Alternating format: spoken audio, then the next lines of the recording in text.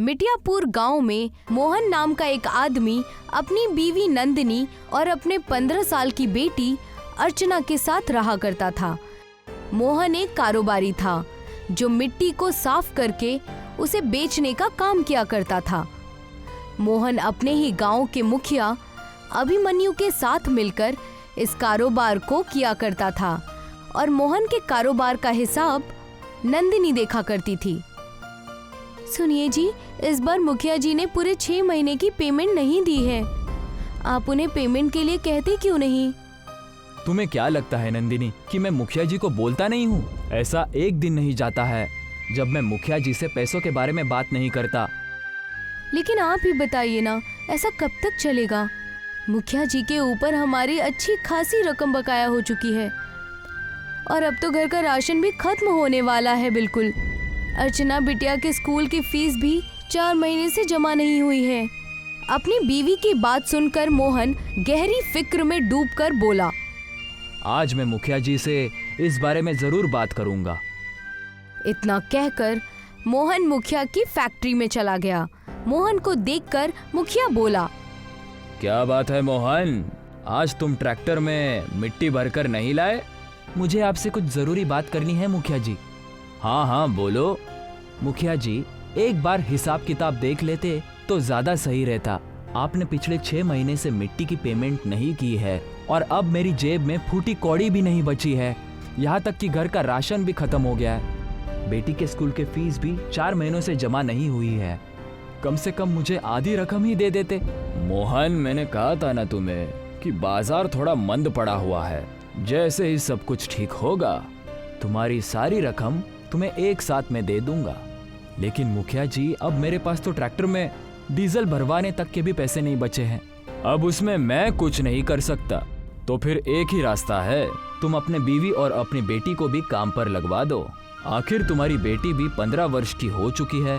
इस उम्र में वैसे भी ताकत बहुत होती है। ये आप ठीक नहीं कह रहे हैं मुखिया जी, ये तो गलत बात है।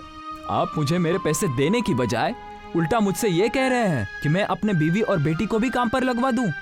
धीरे बोलो मोहन, तुम मिट्टी बेचते हो, कोई ब्रांडेड मर्सिडीज नहीं बेचते। और वैसे भी मिट्टी खरीदने के लिए तुम्हें कौन सी मेहनत करनी पड़ती है? तुम्हारे घर के पास मिट्टी का ढेर लगा हुआ है।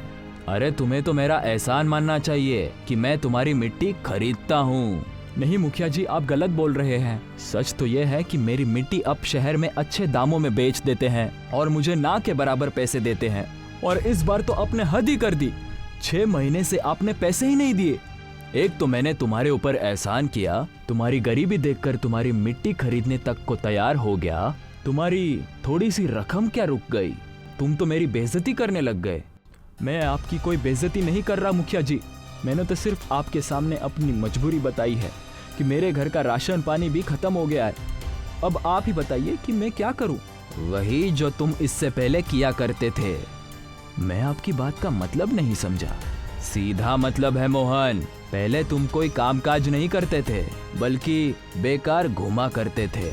अब तुम भी गांव के बाकी और लोगों की तरह दूसरों के खेतों में काम करो और अपने परिवार का देखभाल करते रहो। मुझे तुमसे कोई मतलब नहीं है। और हाँ, दोबारा यहाँ मत आना। मैं बर्बाद हो जाऊंगा, ऐसा मत कीजिए।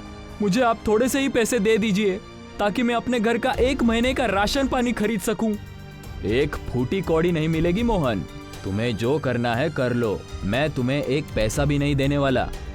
मोहन मुखिया के सामने गिड़गिड़ाता रहा। मुखिया ने मोहन को बुरा भला बोलकर और बेइज्जत करके अपनी फैक्ट्री से बाहर निकाल दिया। ये आपने ठीक नहीं किया मुखिया जी। आप अच्छी तरह से जानते हैं कि मोहन के घर के बगल में जो मिट्टी का छोटा सा पहाड़ है वो कितना कीमती है। आपने अपनी हवेली और अपनी कार मोहन की मिट्टी बेच बेच कर ही खरीदी है। मैं अच्छी तरह से जानता हूँ बल्ले, मुझे आपके साथ रहते हुए 10 साल से ज्यादा हो चुके हैं। मेरी समझ में जितना आए आप मुझे उतना समझा दीजिए। तो फिर सुनो बल्ले, सामने वाले को कभी बताना नहीं चाहिए कि उसका दिया हुआ माल कितने रुपए में बिक रहा है। अगर मैं मोहन को टाइम पर पैसे देने लगा तो एक ना एक दिन उसके दिल में लालच आ जाएगा और यही लालच उसे एक दिन शहर की तरफ खींच कर ले जाएगा।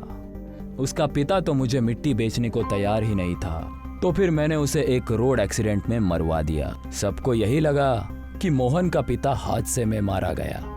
आपकी खोपड़ी का कोई जवाब नहीं मुखिया जी, लेकिन आप जबरदस्ती उसके घर के बगल में उस छोटे से पहाड़ से मिट्टी भी नहीं ले सकते, क्योंकि वो मोहन की जायदाद में आता है। चिंता मत करो बल्ले, थक हार कर मोहन आखिरकार मेरे पास ही आएगा। इधर मोहन आंखों में आंसू लिए हुए अपने घर पर पहुंच गया। उसकी आंखों में आंसू देखकर उसकी बीवी सब कुछ समझ गई। अब हम क्या करेंगे, घर में आटा भी खत्म हो गया है। अर्चना दोपहर से भूखी बैठी हुई है और लगातार खाना मांग रही है। अब मैं अपनी बिटिया को कहाँ से खाना ला कर दूं? तुम चिंता मत करो नंदिनी, मैं बगल की राशन की दुकान से कुछ राशन उधार लेकर आऊंगा। उधार तो मैं भी ला सकती हूँ, लेकिन आप ही बताइए अब आप क्या करेंगे? और आपको तो मुखिया जी ने पैसे भी नहीं दिए और आपको इसके अलावा कोई और काम आता भी तो नहीं है। हम राशन के पैसे कहाँ से चुका पाएंगे? नंदिनी की बात सुनकर मोहन गहरे ख्याल में डूब गया। तभी उसके दिमाग में एक ख्याल बहुत तेजी से कौंधा और वो नंदिनी की ओर देखकर बोला, मैं वही काम करूंगा जो पापा किया करते थे नंदिनी। पापा मिट्टी के खिलौने बनाकर बेचा करते थे, मैं भी मिट्टी के खिलौने बनाकर बेचूंगा, लेकिन दोबारा मुखिया के पास नहीं जाऊंगा। तो क्या आपको मिट्टी के खिलौने बनाने आते हैं?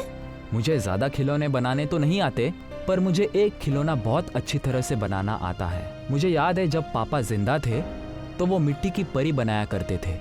मैं उस मिट्टी के परी के साथ दिन भर खेला करता था। पापा मुझे देखकर बहुत खुश होते थे। मैं उस मिट्टी की परी को बहुत अच्छी तरह से बना सकता हूँ। उस दिन के बाद से मोहन मिट्टी की परी के खिलौने बनाने लगा। उसकी बीवी मिट्टी के छोटे से पहाड़ से ढेर सारी मिट्टी लेकर आती थी और मोहन उस मिट्टी को उसे परी के आकार में ढाल देता था। कुछ दिनों तक मोहन की बनाई हुई मिट्टी की परी गांव में बहुत बिकी, लेकिन कुछ दिन बाद गांव के लोगों ने मोहन के मिट्टी की परी को खरीदना बंद कर दिया। लेकिन मोहन ने मिट्टी की परी को बनाना चालू रखा। एक दिन मुखिया मोहन के पास आकर उसका मजाक उड़ाते हुए बोला, मोहन, तुम्हें क्या लगता है कि तुम्हारी बनाई हुई ये मिट्टी की परी तुम्हें अमीर बना देगी? बेवकूफ इंसान, आज के बच्चे मोबाइल पर जहाँ पबजी जैसा गेम खेल रहे हैं, वहाँ तुम्हारी ये मिट्टी की परी कौन खरीदेगा? इतना बोलकर मुखिया वहाँ से चला गया और मोहन ने नाराज होकर मिट्टी की परी जमीन पर फेंक दी। मिट्टी की परी के 2 टुकड़े हो गए और मोहन अपनी बीवी से बोला, मुखिया जी सही बोल रहे हैं नंदिनी, आज का दौर मोबाइल का दौर है और मुझे मिट्टी के परी के अलावा कोई दूसरा खिलौना बनाना भी नहीं आता। आखिर मेरे मिट्टी की बनाई हुई परियां कोई कब तक खरीदेगा? सच तो यह है कि मैं कुछ नहीं कर सकता। इतना कहकर अंदर जाकर मोहन चारपाई पर लेट गया। आधी रात हो चुकी थी, मगर उसकी आंखों से नींद कोसों दूर थी कि तभी मोहन को बाहर किसी के चलने फिरने की आवाजें सुनाई दी। मोहन तुरंत अपने घर से बाहर निकल आया। उसने देखा कि उसकी मिट्टी की परी जिसे उसने तोड़ दिया था, अब वो जुड़ चुकी थी। मोहन ने तुरंत अपनी बीवी को उठा दिया। क्या हुआ जी? नंदिनी, देखो, इस मिट्टी के परी को मैंने गुस्से में तोड़ दिया था, मगर इसे किसी ने दोबारा बना दिया। आपको कोई गलतफहमी हुई होगी। नंदिनी ने इतना कहा ही था कि तभी उस मिट्टी की परी के ऊपर आकाश से रंग बिरंगी किरणें फूटने लगीं और देखते ही देखते उस मिट्टी की परी में जान आ गई और उसका आकार किसी जवान इंसान के जिस्म के जैसा हो गया। मोहन डरता हुआ बोला, कौन हो तुम? मैं एक परी हूँ। लेकिन तुम तो मिट्टी की थी, तुम्हारे अंदर जान कैसे आ गई? तुम्हें पता है मोहन, मैं तुम्हारे पापा को बहुत अच्छे से जानती थी। तुम्हारे पापा पहले बहुत से खिलौने बनाया करते थे और उनके खिलौने परी लोक में बहुत मशहूर थे। मैंने ही उनसे मिट्टी की परियां बनाने के लिए कहा था। तुम बिल्कुल अपने पापा की तरह ही मिट्टी की परियां बनाते हो। तुम्हारे घर के बगल में जो मिट्टी का छोटा सा पहाड़ है ना, वो कोई मामूली मिट्टी का पहाड़ नहीं है, बल्कि जादुई मिट्टी का पहाड़ है। तुम अपनी मिट्टी की परियां बनाना जारी रखो। लेकिन मेरी मिट्टी की परियां कोई नहीं खरीदता। तुम्हारी बनाई हुई जितनी भी मिट्टी की परियां हैं, उन सब को मैं ले जा रही हूँ और तुम्हें इन सब के बदले मुंह मांगी कीमत दूंगी। इतना कहकर उस परी ने अपनी छड़ी आगे की ओर कर दी और देखते ही देखते मोहन के सामने दौलत का भंडार लग गया। वो परी वहां से गायब हो गई और साथ ही साथ मोहन की बनाई हुई सारी मिट्टी की परियां भी गायब हो गईं। देखा तुमने नंदिनी, हमारा वो छोटा सा मिट्टी का पहाड़ जादुई मिट्टी का पहाड़ निकला। ये सब मालिक की दुआ है जी। उस दिन के बाद मोहन रोज दिन भर मिट्टी की परियां बनाता और आधी रात को वो परी ढेर सारी दौलत देकर वो सारी मिट्टी की परियां परीलोक ले जाती। कुछ ही दिनों में मोहन के हालात बदलने लगे। अब उसके टूटे फूटे घर की जगह एक आलीशान हवेली खड़ी थी। मोहन ने अर्चना का शहर के एक बहुत महंगे स्कूल में दाखिला करवा दिया था और यही बात मुखिया को बहुत ज्यादा परेशान किए जा रही थी। मेरी समझ में नहीं आता मिल कि मोहन दिन भर मिट्टी के खिलौने बनाता है, वो खिलौने आखिर जाते कहाँ है? मैंने गांव में किसी को भी उसके खिलौने को खरीदते हुए तो नहीं देखा। इसका सिर्फ एक ही उपाय है मुखिया जी, क्यों ना हम आज रात मोहन के घर पर नजर रखें। तुम सही कहते हो, आज रात हम मोहन के घर की जासूसी करेंगे और अगर सब कुछ अच्छा नजर आया फिर क्या करोगे मुखिया जी? तो आज रात मोहन को भी उसके पापा की तरह मार दूंगा और उसकी बीवी का किस्सा भी खत्म कर दूंगा।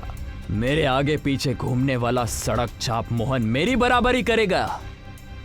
मुखिया बुरी नियत लेकर उस रात मोहन के घर की जासूसी करने लगा।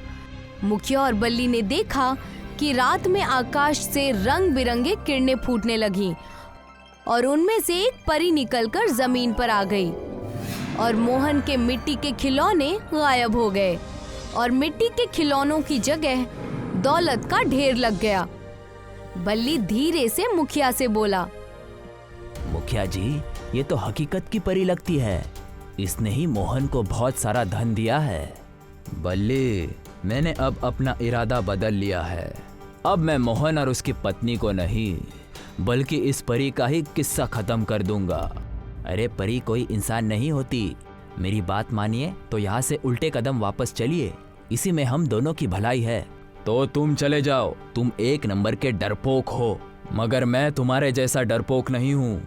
इतना कहकर मुखिया गुस्सा होकर उस परी के सामने खड़ा हो गया और उसने बंदूक से परी के ऊपर फायर कर दी, मगर बंदूक की गोली परी के जिस्म से टकराते ही जमीन पर गिर जाती है।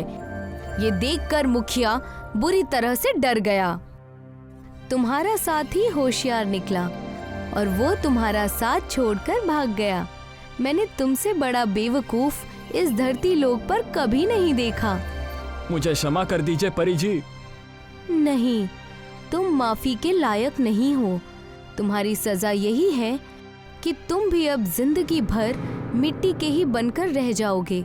परी ने अपनी छड़ी मुखिया के आगे कर दी और मुखिया कुछ ही पलों में मिट्टी की मूर्ति में बदल गया।